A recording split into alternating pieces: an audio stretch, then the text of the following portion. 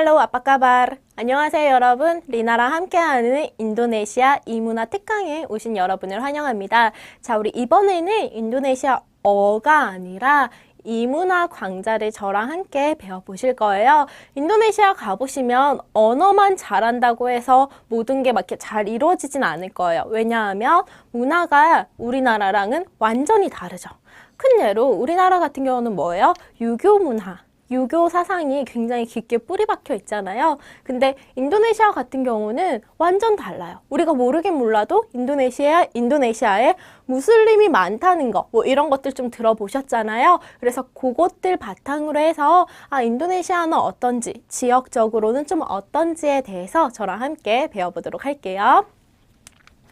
자, 그래서 첫 번째는 우리 인도네시아 물음표 인도네시아 이렇게 되게끔 정말 넓게 한번 잡아보고 요 다음 강부터 세세하게 좀 들어가 보도록 할게요.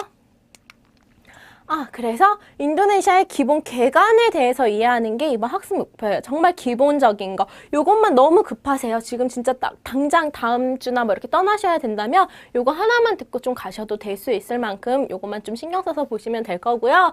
첫 번째는 인도네시아가 어디에 있는지 먼저 배울 거고요. 두 번째는 인도네시아 개간. 인도네시아 인구가 몇 명이에요? GDP가 얼마예요? 이런 것들 간단하게 개간 볼 거고, 정부 형태, 대통령이 누구예요? 요런 정말 작은 상식 같은 거 한번 볼 거고, 인도네시아의 종교. 여러분, 종교라는 게 우리나라 같은 경우는 야, 너 무슨 교니? 안 물어보죠. 그거 그냥 개인 생활이잖아요. 뭐 무교인 사람도 굉장히 많고, 뭐 기독교인 사람도 있고 불교인 사람도 있고 다들 제각각이고, 그 종교는 그냥 개인 생활이잖아요. 인도네시아는요, 종교가 굉장히 중요해요. 종교가 그들 문화에 깊숙이 뿌리 내리고 있는데 왜 그런지 저랑 같이 한번 배워보도록 할게요. 그리고 종교만큼 중요한 게 종족이에요. 좀 제가 항상 한글로 종족이라는 단어를 적으면 좀 뭐라 해야 되지? 낯선 느낌을 많이 받아요. 왜냐하면 우리나라 같은 경우는 종족에 대해서 따로 뭐 공부를 한다거나 그런 적이 거의 없을 거예요. 우리는 뭐예요? 한민족 국가잖아요. 한민족 뭐 이런 거 굉장히 많이 들으면서 컸잖아요. 요즘에는 다문화라는 걸 받아들이기 시작했지만 과거에는 한민족이라는 거 굉장히 중요시했는데, 인도네시아는 한민족이라는 개념으로 설명을 하면 아예 말이 안 돼요. 그것도 한번 저랑 같이 배우면서 좀 살펴보도록 할게요. 자, 인도네시아는 어디에? 라고 해서 인도네시아 어디에 있어요? 동남아시아에 위치하고 있죠? 한국이 여기 지금 지도가 크게 나와 있는데 이렇게 쭉 올라가서 이쯤에 있을 거예요. 그렇게 보시면 되고요. 세계 최대 도서국가라고 돼 있죠. 17,508개의 섬나라, 무인도 6,000여 개 포함인데 이게 아직 집계된 숫자가 그렇고요. 어떤 사람은 14,000여 개예요. 어떤 사람은 17,000여 개 정도의 차이는 있지만 뭐라고요?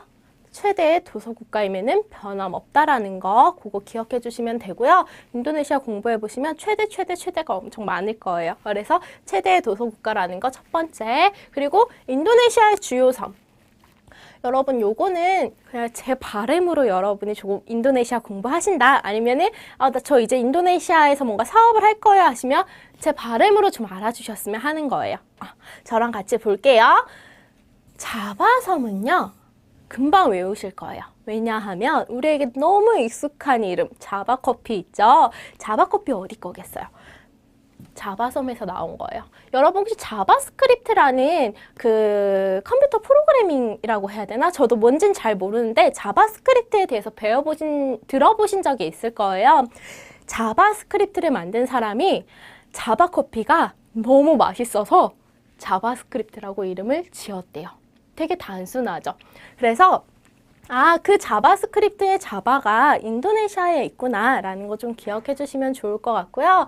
자, 여기 보면은 수도 자카르타가 자와섬에 위치하고 있어요 라고 했죠. 자바라고 써도 되고요. 자와라고 표현해도 돼요.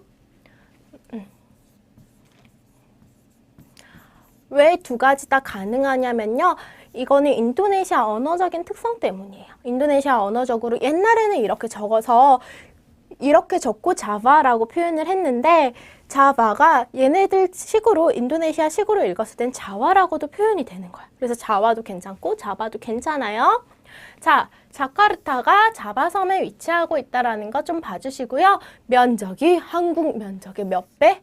19배. 세계 15위의 크기를 가지고 있다라는 거. 엄청난 땅 크기죠. 섬으로 둘러싸여 있는데 섬 크기가 세계 15위래요.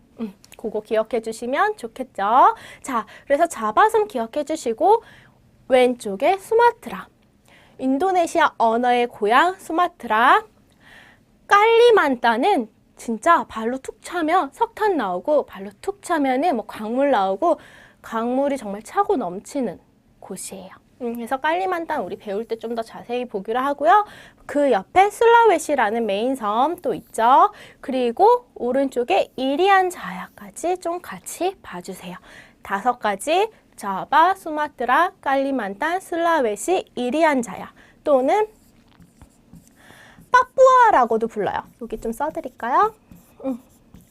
파푸아라고 불러도 되고 이리안 자야라고 불러도 되고 여러분 이 옆에 파푸아 뉴기니라는 나라가 있는데 파푸아 뉴기니는 나라예요. 다른 나라. 파푸아라는 섬은 인도네시아에 있는 파푸아 뉴기니 옆에 반동갈이 잘려진 여기를 표현하는 거예요.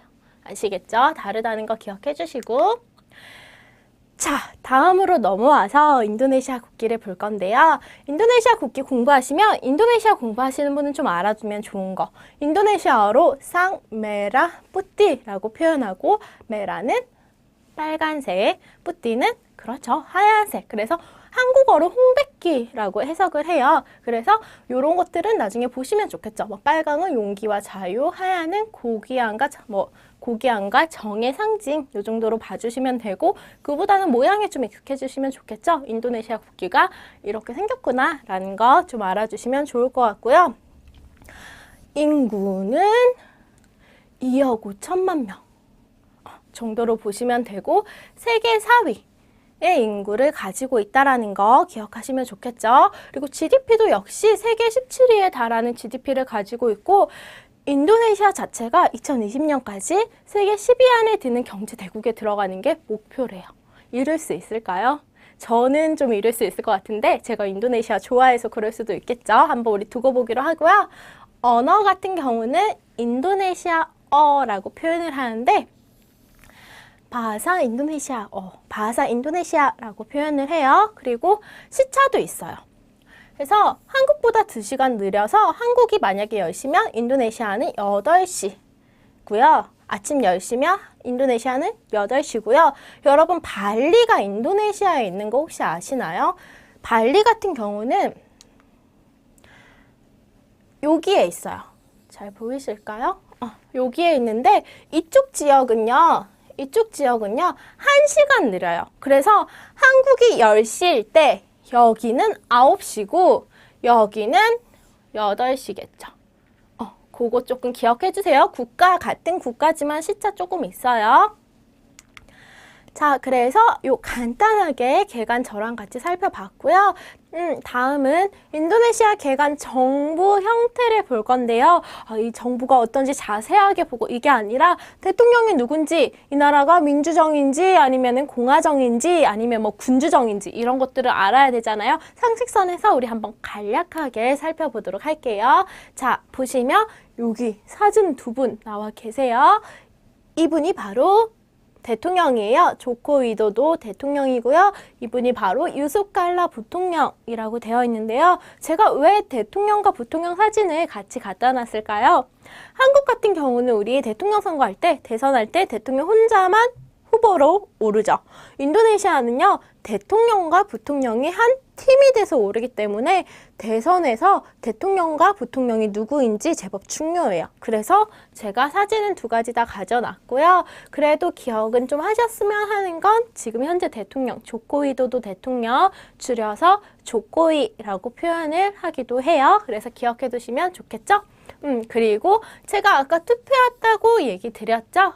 민주주의 공화국 정부 형태는 민주주의라는 거 기억하시면 되고요. 독립일자는 8월 17일 이에요. 1945년 8월 17일 일본으로부터 독립했다고 되어 있는데 우리나라가 1945년 8월 15일에 독립했죠. 똑같이 원자폭탄 투하로 인한 일본의 무조건 항복으로 인해서 독립이 됐는데 왜 이틀이 다를까요? 왜? 조금 아재 개그 느낌인데요. 이 이틀이 다른 이유는 그 정보통신 기술이 발전을 안 해서 그 정보가 도착하는데 이틀이 걸렸대요. 그래서 이틀 더 늦게 광복을 하게 된 거, 이틀 더 늦게 독립을 하게 된 거죠. 자, 다음은 거의 독립되자마자 다음날 제1대 대통령 스카르토가 취임을 하게 돼요. 그리고 나서 나머지는 읽어보시면 될 것 같고요. 유도요노 대통령 같은 경우는 연임을 했던 대통령이에요. 그래서 최초의 직선제 대통령이면서 연임을 했던 대통령이다 라고 해서 이름 정도만 조금 한번 봐주시면 나중에 조금 기사 보실 때 익숙하겠죠. 그래서 이 정도 봐주시면 좋을 것 같고요.